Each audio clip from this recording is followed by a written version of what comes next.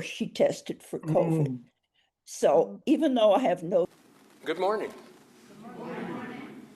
Our opening words this afternoon are by Howard Thurman. How good it is to center down, to sit quietly and see oneself pass by. The streets of our minds seethe with endless traffic. Our spirits resound with clashings, with noisy silences, while something deep within hungers and thirsts for the still moment and the resting lull. The questions persist. What are we doing with our lives? What are the motives that order our days? What is the end of our doings? Where are we trying to go?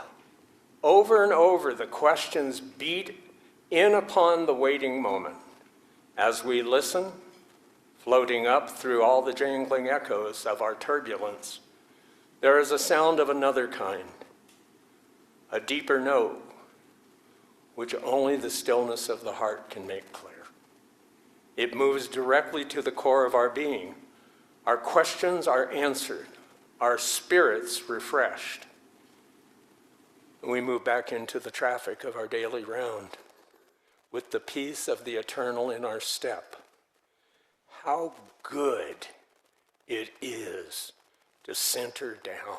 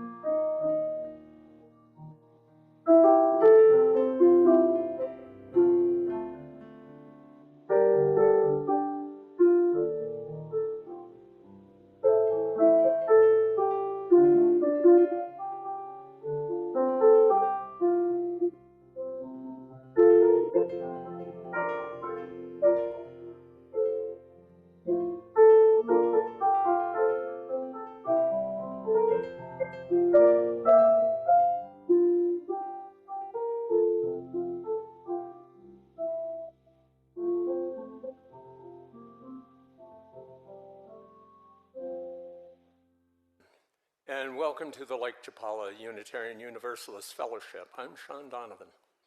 I'm serving as today's service associate. This afternoon, Reverend Matt will share our message. We're so glad you're here, whether you come seeking connection, inspiration, or simply a moment of peace. May you find within this gathering a sense of belonging, and may your spirit be nourished by what you discover here. If you are new and would like to receive our newsletter and other emails, please talk to a member of the welcome team or write to us at info@lcuuf.org. Would members of the welcome team please stand up?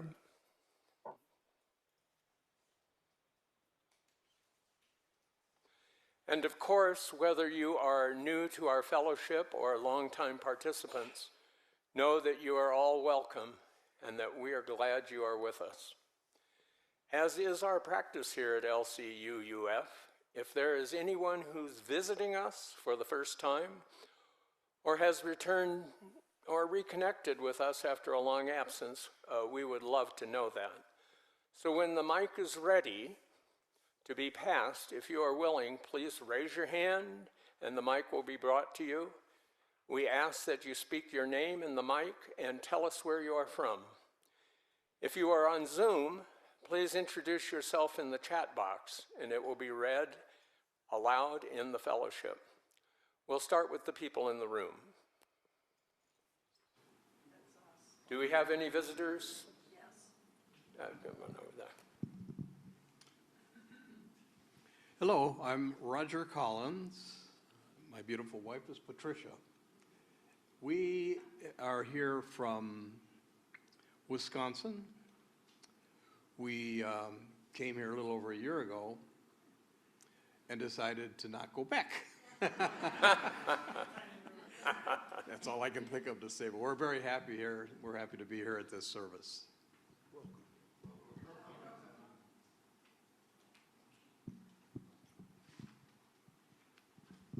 Hi, my name's Madera.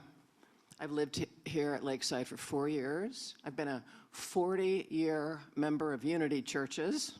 Used to be on the board of directors. I was excited that there was a Unity in Ahihic. And I had a partner at the time, and I dragged him kicking and screaming to visit. Actually, we came here once. He couldn't wait to get out of the room. He shall remain nameless. And then we ended up at Unity, and he was there with me for a while. And now that Unity has changed leadership, I'm back here, especially since I live literally a block and a half from here. So I can walk. Anyway, nice to meet you all. Welcome.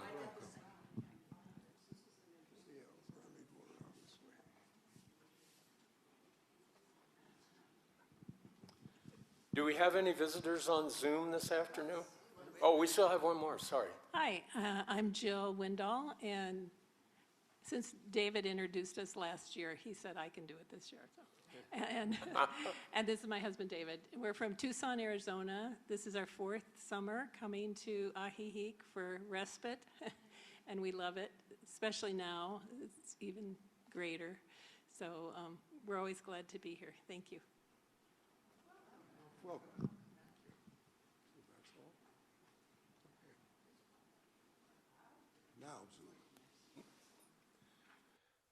Okay, now, do we have any visitors on Zoom this afternoon? Hello.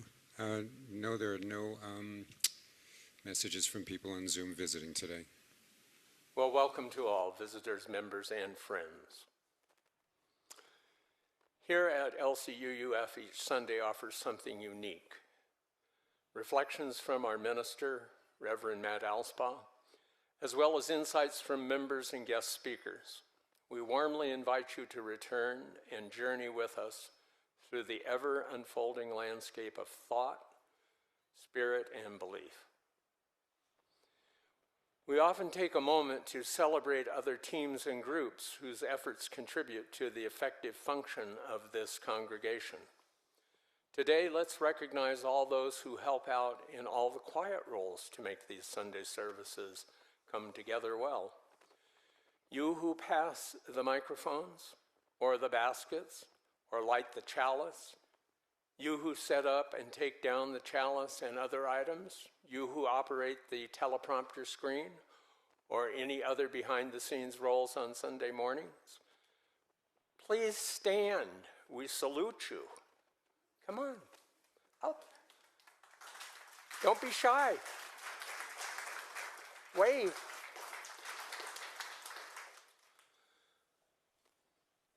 Our chalice lighting words today are by the Soul Matters team.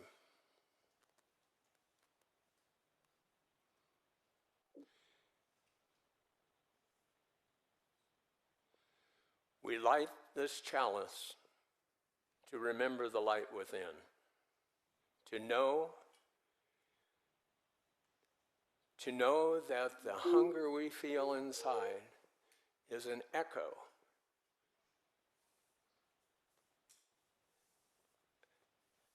Thank you very much. There's never a problem with a newcomer, never. That we feel inside is an echo of inner wisdom that wants something more for us, for others. And are we back? We're not. So how do I scroll? Hi, welcome to LCUUF. Nothing ever goes wrong, ever. Where are we? Oh, I think no. We light this chalice to remember the light within, to know that the hunger we feel inside is an echo of inner wisdom that wants something more for us, for others, for this weary yet wonderful world. Are we back yet? And now, having lit our chalice, let us sing these words together. Are they up? She's gonna play? Yay!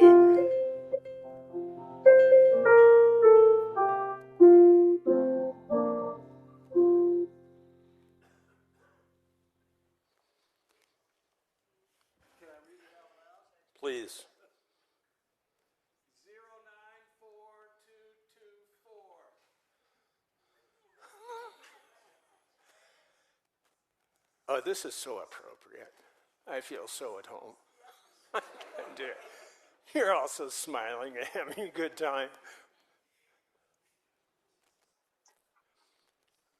Where are we, boss? So the good thing is that we're going to be singing our opening hymn right now, which is Winds Be Still. Our opening hymn is Winds Be Still, and that'll give Pamela time to find our place in the software. and so Mary's going to play online. Christy's going to lead us, right? Even though... Yeah, that's it. And we'll have the words up on the screen, right? I'm going to wait and make sure that Shava can do that, and then we'll go forward.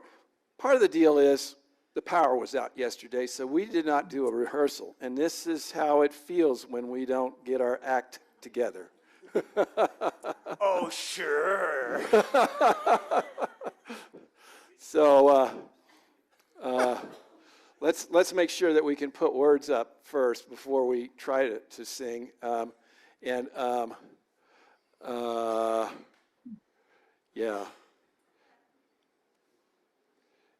we?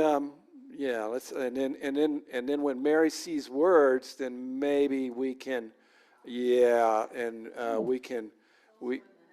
It's also in the hymnal. For those of you, actually, there are hymnals here.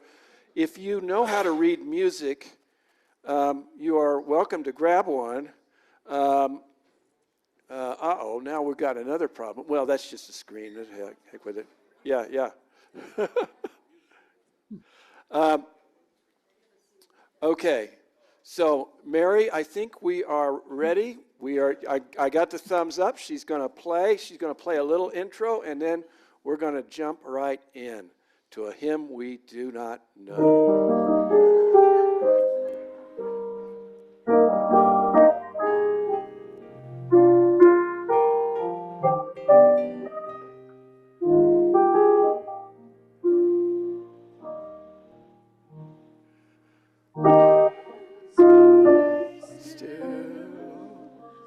Storm clouds pass and silence come.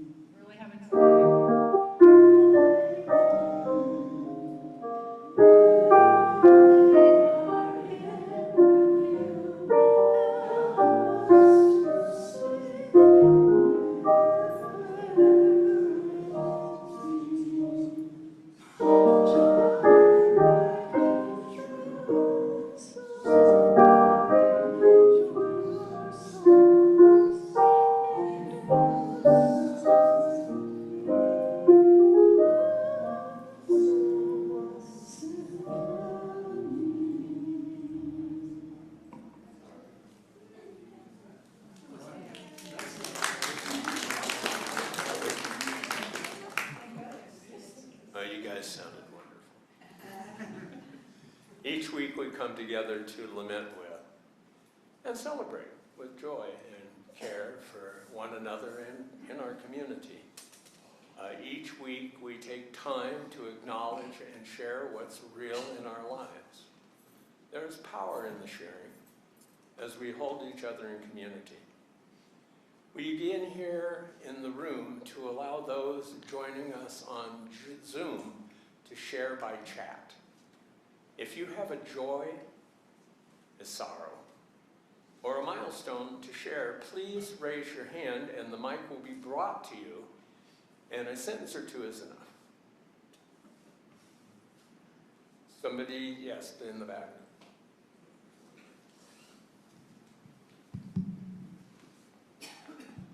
Hello, I'm Ari, and I just want to say that today, 8 years ago, my husband passed away, and I am still sad every day and miss him every day, and that's my sorrow today.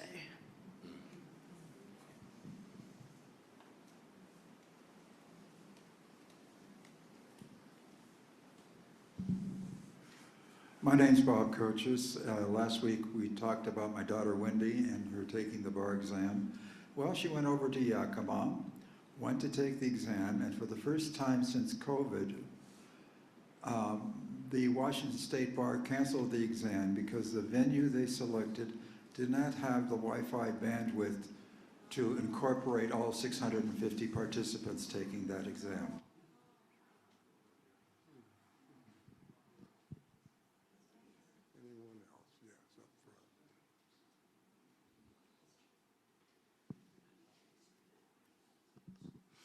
Hi, Priscilla Taylor, and I want all of us to send healing energy to Devora, our lovely president, and I'm also thinking about how very different COVID has become from 6 years ago. So now it's just oh, that really sucks, bad illness versus something that's life-threatening for most of us. So I'm glad she's going to be okay. Pretty sure she's Zooming in, so hi, Devorah.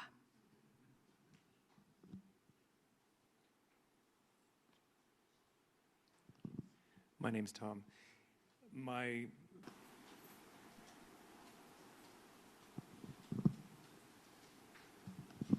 wasn't going to talk, but I think we need some happy news as well. In our efforts to bring joy to people with dementia, you may have heard of our day program, and where on Wednesdays we now have music, and it's growing and growing.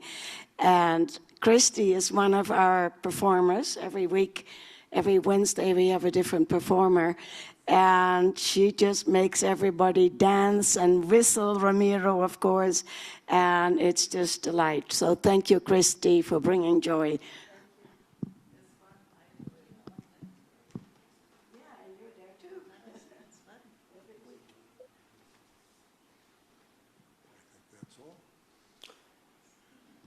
Are there any joys, sorrows, and milestones that were shared on Zoom this afternoon?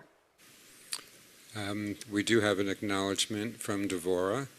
While I've been recovering from COVID, I want to shout out to all my UU friends who have brought me food and meds. It does take a village. And that's it. Any more? That's it. We light this candle to represent the joys and sorrows spoken and witnessed today, as well as those we hold in the silent sanctuary of our hearts.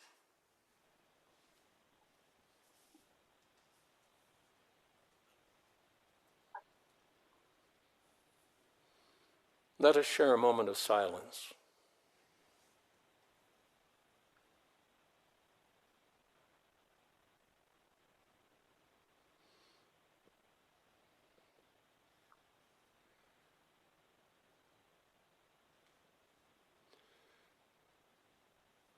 We need to get the baskets up here.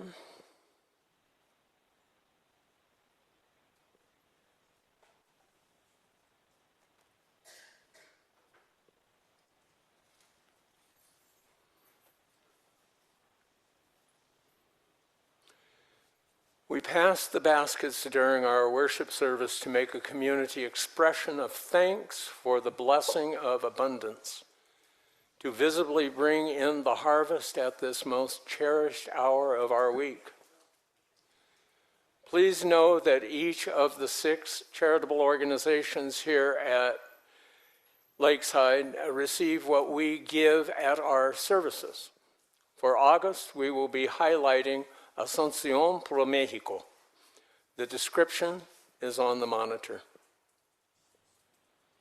As we pass the baskets, if you are new here today or you are struggling to hold things together, please let the basket pass you by. Your presence is more than enough and is a gift to us. The offering will now be given and received in the spirit of grateful. Today's reading is called Just Listen, from the book Kitchen Table Wisdom by Rachel Naomi Raymond. I suspect that the most basic and powerful way to connect to another person is to listen. Just listen. Perhaps the most important thing we ever give each other is our attention, and especially if it's given from the heart. When people are talking, there's no need to do anything but receive them. Just take them in. Listen to what they're saying. Care about it. Most times caring about it's even more important than understanding it. Most of us don't value ourselves or our love enough to know this. It has taken me a long time to believe in the power of simply saying, "I'm so sorry," when someone is in pain, and meaning it. One of my patients told me that when she tried to tell her story, people often interrupted her to tell her that they once had something just like that happen to them. Subtly, her pain became a story about themselves. Eventually, she stopped talking to most people. It was just too lonely. We connect through listening. When we interrupt and something is saying, to let them know that we understand, we move the focus of attention to ourselves. When we listen, they know we care.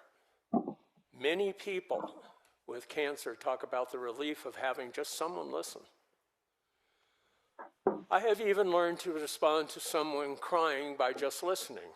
In the old days, I used to reach for a tissue, a Kleenex, until I realized that passing a person a tissue would just be another way to shut them up. Take them down. Take them out of their experience of sadness and grief. Now I just listen. When they have cried all they need to cry, they find me there with them. This simple thing has not been easy to learn. It certainly went against everything I've been taught since I was very young. I thought people listened only because they were too timid to speak or did not know the answer. A loving silence often has far more power to heal and to connect than all of the most well-intentioned words.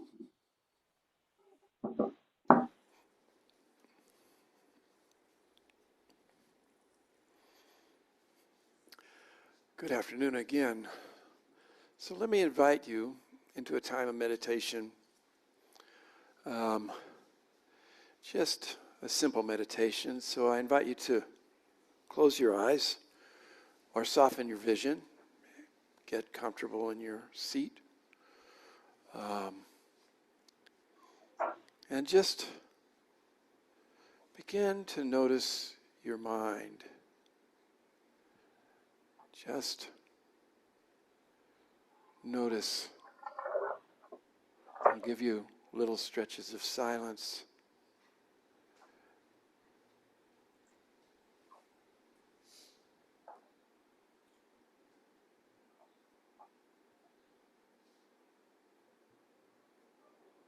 Thoughts come up.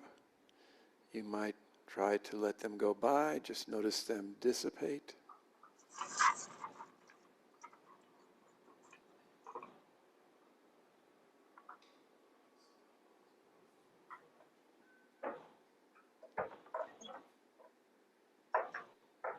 It may even seem that the harder you try to not have thoughts, the more they sneak up on you.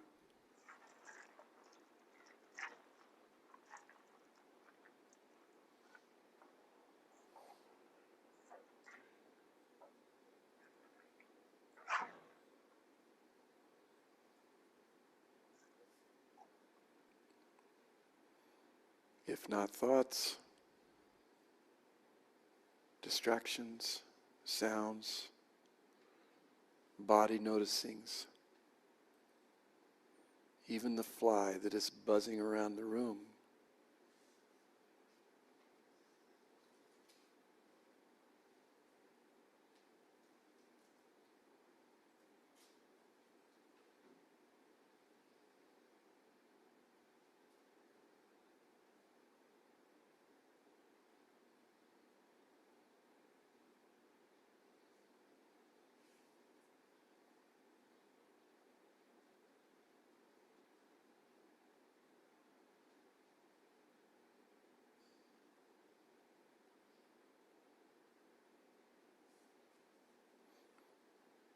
And if you find yourself lost deep in thought,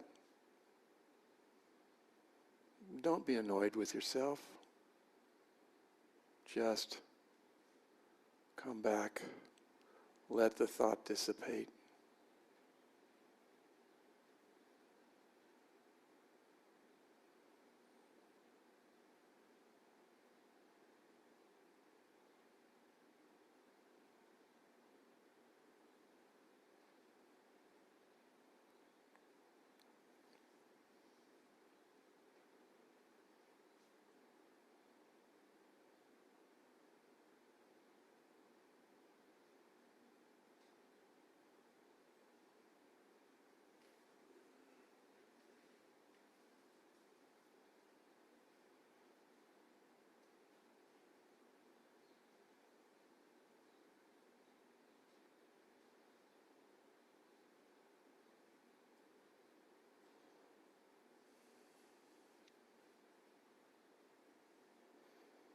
And so now let us open our eyes or return to this space and this time and this community.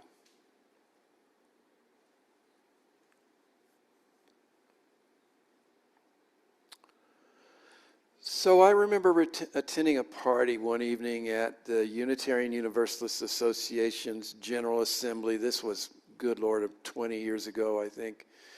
I was finishing seminary at that time, and I was looking for an internship ministry position.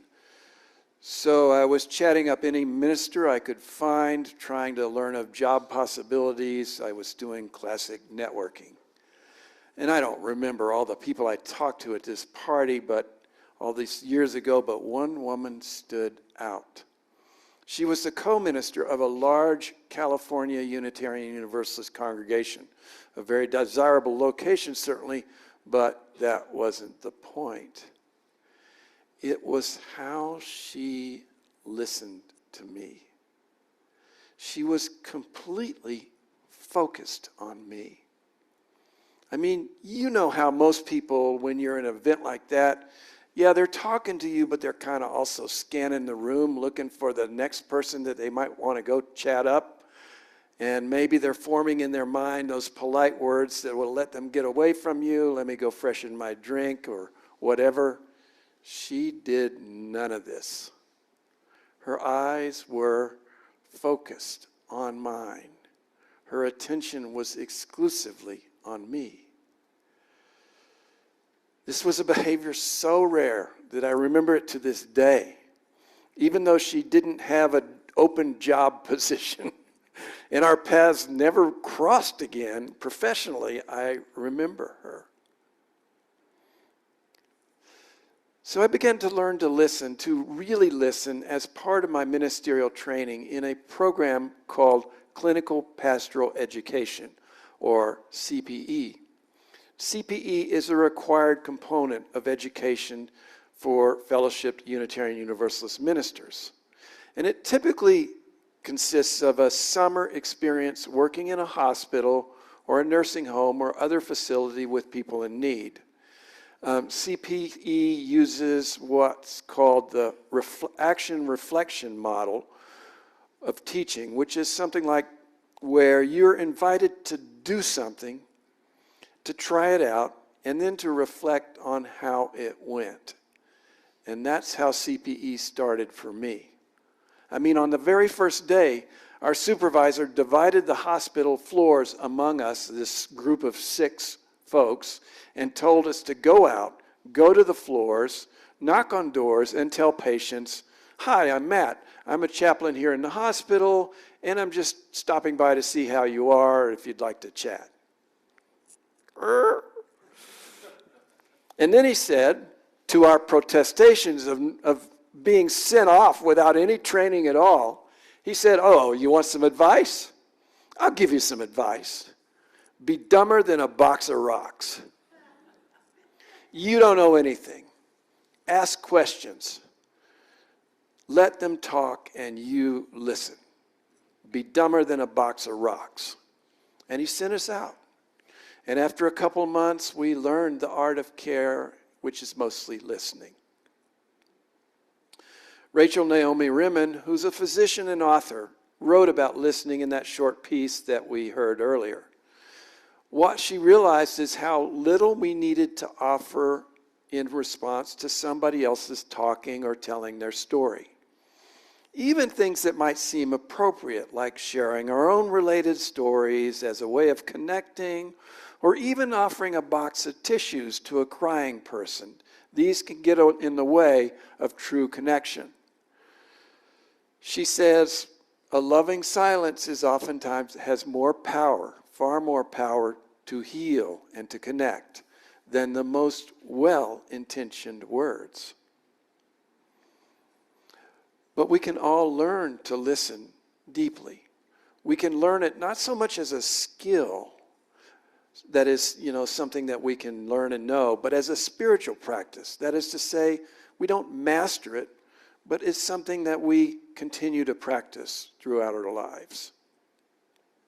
Here at LCUUF, we have groups that exist in part to help people develop deep listening, and also to allow people to be deeply heard.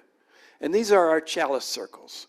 We started chalice circles 2 years ago as a way for people to try out various spiritual practices and connect deeply with others in the congregation. So these groups explore a monthly theme. They meet once a month, and the monthly theme is typically something I preach on early in the month, first or second Sunday. So unsurprisingly, this month's chalice circle groups will be exploring deep listening. Now, chalice circles are just one type of a variety of small groups that a congregation like this one might have. And we do try to offer a variety, for not all groups will appeal to everyone. So there's a kind of a taxonomy of small groups, and you can see how they might vary in appeal. So this chart is from Scott Taylor, a Unitarian Universalist minister who founded the Soul Matters Sharing Circle, which is the organization that provides some of the materials that we use with these monthly themes. So at the left of this chart are what some might call debate groups, because there might be a little bit of general sparring over ideas in them. The focus here is on intellectual stimulation. Our humanist group might be the longest living example of this kind of group here at LCUUF. Next are discussion groups. These tend to be focused on sharing in general.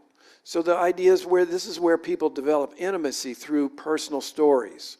And the goal is connection, the connection with the people in the group. I think the women's group might be an example, although I've never attended it. Next are discernment groups. These focus on the inner wisdom which we all carry, but which sometimes only reveals itself when we are able to share to people listening carefully. The goal here is to connect with that wisdom of our deepest self. And chalice circles are, for the most part, they operate as discernment groups. And then finally, on the right-hand side, there are therapy groups. Here the focus is often on our pain and how we work to heal our pain. Therapy groups help us heal. At this moment, we don't have any formal therapy groups in this congregation, although the 12-step groups supported by our partners at at St. Andrews might be a good example of those. Deep listening happens mostly in discernment groups. Today, some of you who wish, will have an opportunity to try this kind of discernment. Right after the service, after a 5-minute break, we'll have a little drop-in program that we're calling a Taste of Soul. It emulates this deep listening experience that you would have in chalice circles. It's just a one-off kind of experience. We'll meet here. We'll have a couple of small groups forming that'll go for about an hour and a half. And if today is not good and you'd like to try this, we hope to repeat this Taste of Soul thing about once a month. Probably again early in the month when I do the sermon around the topic we're going to be using for chalice circles. So what does deep listening look like in practice? Well, the first part of deep listening is just that, listening. As Rimmon tells us, no commentary, which is hard for many of us to learn. To just enter into listening, assuming that you don't know the right answer. As educator and author Parker Palmer suggests in his Circles of Trust approach, no fixing, no saving, no advising, no setting each other straight. And lest you think otherwise, lest you think that advice is good, try turning things around in your mind. I mean, I belong to a men's group, and one of our rules is no advice giving. But for a lot of men, that's a really hard thing to follow. I mean, we even have a word for it, right? Mansplaining. The guy says, mansplainer, I never get that word. Like, women explain things all the time. The guy is saying to his date, who's probably not going to see him again. So, right there at this men's group, there was this man who was particularly antsy to share advice with me when I was speaking about something that was going on with me, an issue I was having. And so finally I said to him, how about after the meeting you can share your advice?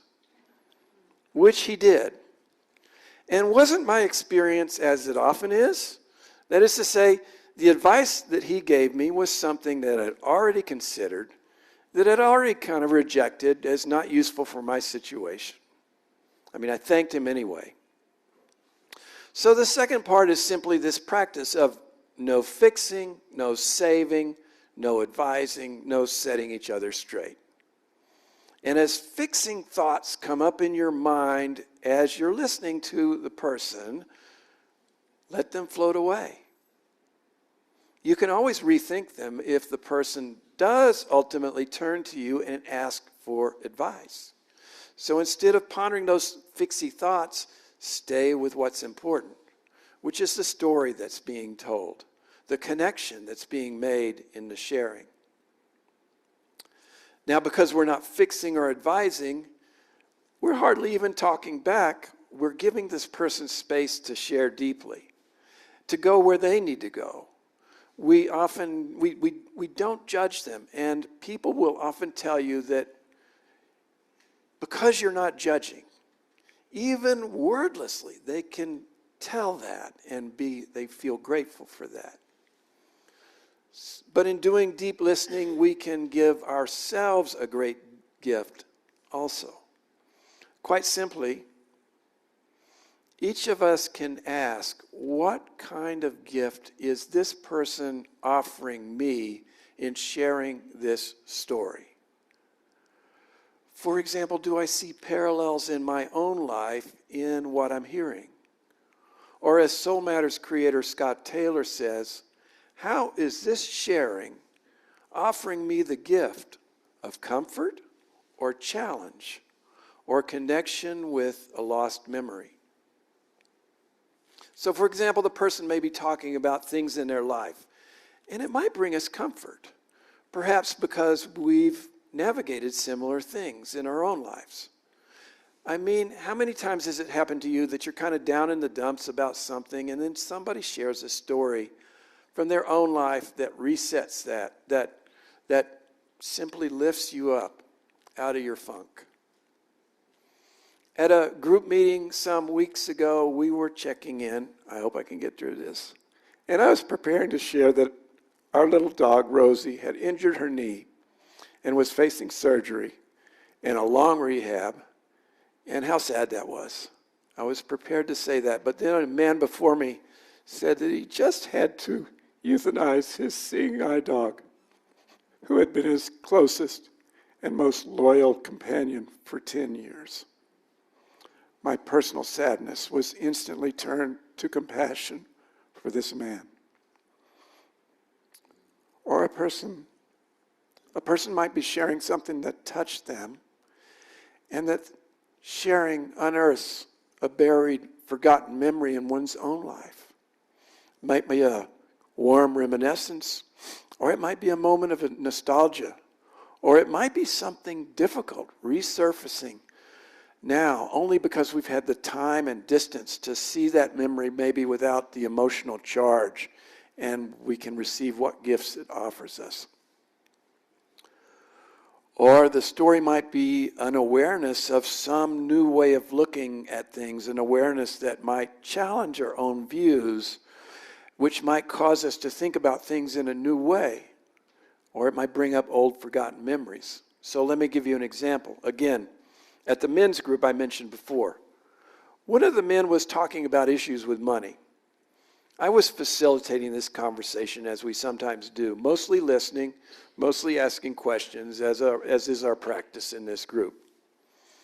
But this man's commentary brought up feelings in me about money, about frugality, about being responsible at times, and at other times just being cheap and stingy. His story brought up childhood memories long forgotten of growing up with Depression-era parents and all that entailed, both good and bad. I mean, it was a gift this man gave me, unaware. It was a gift that, listening deeply, I was able to take in to reflect on my own upbringing and how it still affects large parts of my behavior and life. So notice what can happen. Deep listening to others can turn into deep listening to oneself. It can be a powerful awareness leading to unexpected discoveries. But there's a risk. This is what Sandra Fees, a Unitarian Universalist minister, says about this connection between self and others. And she's talking to us. She says, here's where Unitarian Universalists sometimes get off track. Sometimes you mistake the focus on listening to self with fierce individualism and independence. The worth and dignity of every person, every self, sometimes gets used to prioritize one individual without equal concern for relationships with the community. But listening to self actually turns out to be inseparable from listening to others, just as honoring each person's worth and dignity is inseparable from honoring the interconnection of all people. So the attentiveness to the self is inextricably related to attentiveness to the other, to a greater wholeness. End quote. So listening to others can lead to listening to self, and listening to the self can lead to help in listening to others. They both go together. So here's another point. Listening, especially listening deeply, can be a lot like meditation. We did that little meditation earlier on, and if you're like me, you noticed a lot of chatter coming up at times in your mind. And when we're listening deeply to somebody else, we might enter into a kind of a meditative state, dialing back the critical, judgy parts of our mind, noticing other feelings that come up, and accepting the gifts of those words as they come. But of course, sometimes the judgy, chattering mind pops up. And so just like meditation, this kind of listening is a practice. The more you do it, the better you get. You get better at setting aside those unhelpful thoughts and noticing what's useful and good. So this deep listening nurtures the still, small voice within each of us, inviting it to speak. And as this voice speaks, it plants the seeds, and the words ripen into ideas and stories and greater self-understanding. So deep listening is a practice. Like meditation or prayer, it's not a skill you master. And in trying to listen to other people dealing with hard things, the loss of a loved one, a bad diagnosis, I continue to practice. And I still get it wrong. I resist the temptation to blurt out sentimental platitudes or to compare their suffering to mine. I return again and again to try to connect, listening with compassion, going deep. As the mystic and theologian Howard Thurman suggests in our opening words, how good it is to center down. That in listening to ourselves and listening deeply to others, we hear a deeper note which only the stillness of the heart makes clear. It moves directly into the core of our being. Our questions are answered, our spirits refreshed. May we all hear that deeper note and be refreshed. May it be so. I'll just do this bit. Our closing hymn is number 298, Wake Now My Senses. We've sung this maybe just even a couple weeks before. And we'll just sing the first 3 verses. For any of you who picked up a hymnal and are going to want to sing all 5, please rise in body or in spirit and join us in singing.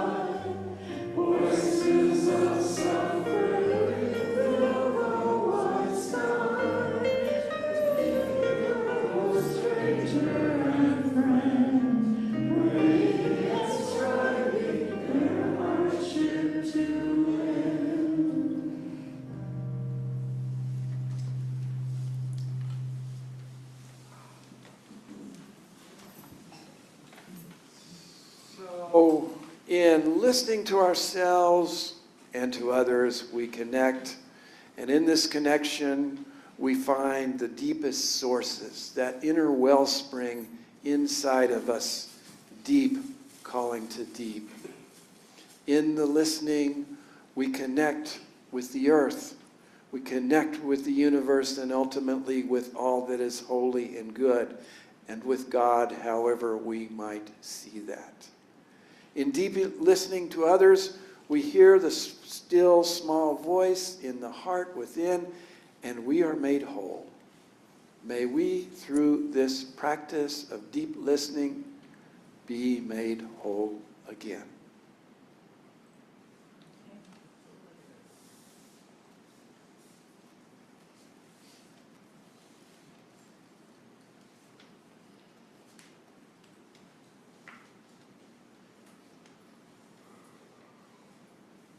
Let us extinguish our chalice with these words, which we read together. We extinguish this flame, but not the light of truth, the warmth of community, or the fire of commitment. These we keep in our hearts and share with all the world.